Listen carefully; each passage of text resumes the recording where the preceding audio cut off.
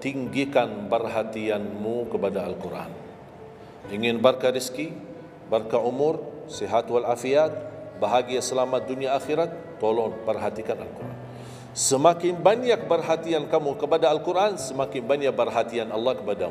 Terserah kamu milih. Mau dapat perhatian dari Allah cuma 1 jam, ya udah 1 jam aja baca Quran. Mau perhatian dari Allah selalu, udah selalu bersama Al-Quran. Karena ini Quran kalamullah, bukan makhluk, bukan diciptakan, diturunkan. Kalamullah, ucapan Allah Subhanahu wa taala. Masa kita tidak tertarik? Cukup karena ini kalamullah, itu sudah cukup membuat kita tertarik. Masa kalam manusia lebih kita tertarik daripada kalamullah? Belum apalagi dijanjikan setiap satu huruf 10 kebaikan.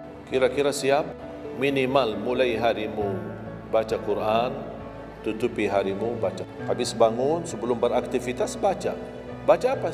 Bebas. Boleh enggak saya baca sambil khatam tapi saya tidak faham isinya? Boleh. Tetap dapat pahala setiap satu huruf 10 kebaikan. Baca sampai mempelajari isi maknanya, memahami maknanya, lebih besar lagi pahalanya.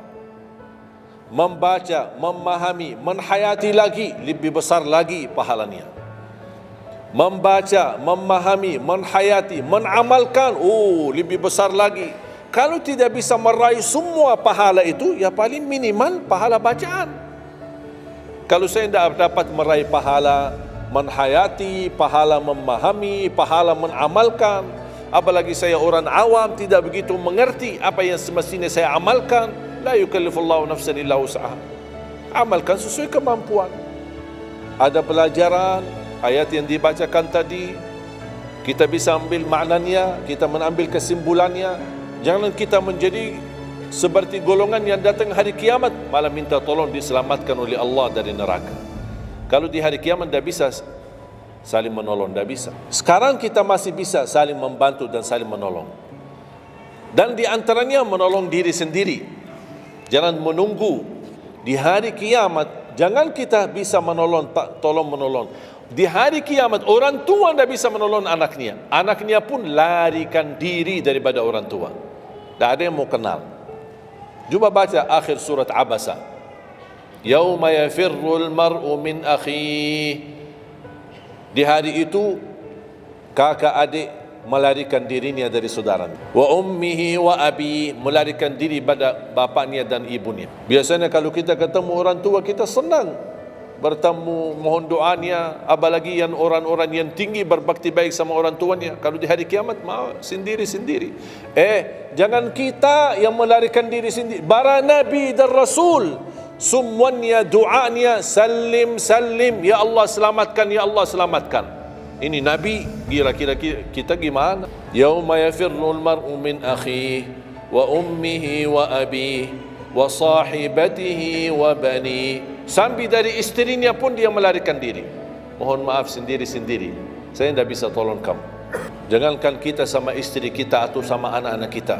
Rasulullah sallallahu alaihi wasallam pernah berkata sama Siti Fatimah, anaknya Nabi Muhammad, ittaqillah fa inni wallahi la ughni anki min Allahi syai'a. Hei anakku Fatimah, bertakwalah kepada Allah, karena aku tidak bisa membantu kamu nanti di kemudian hari. Sendiri-sendiri, salim salim, selamatkan ya Allah. Ini kesempatan sebelum kita menjadi na'udzubillah salah alamat daripada ke surga menjadi ke neraka. Kita sekarang perbaiki kemana arahan kita, kemana jalan kita. Kita yang milih, tidak ada yang memaksa. Taat, Allah hanya menyuruh kita taat, tapi Allah tidak pernah maksa. Kira-kira kalau tidak salat dapat pukulan? Dapat pukulan? Ada yang memukul kita?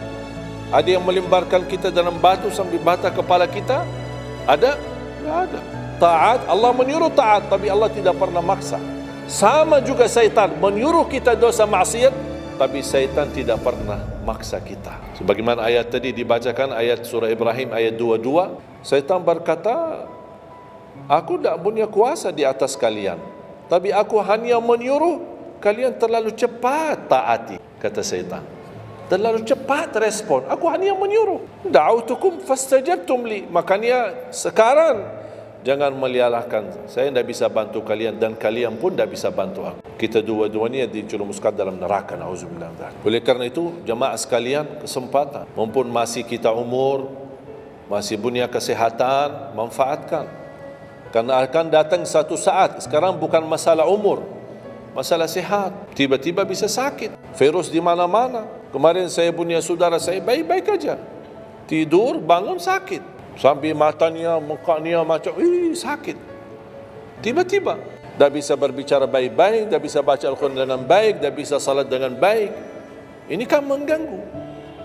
Makanya, Rasul mengingatkan, ketika anda sehat dan masih punya umur, jangan sia-siakan, karena akan datang satu saat anda tidak sehat dan tidak bisa maksimal ibadah. Selama anda masih bisa dan mampu maksimal ibadah, manfaatkan, jangan dirugikan. Akan datang satu saat anda tidak bisa. Saat anda berdiri, manfaatkan salatmu saat berdiri.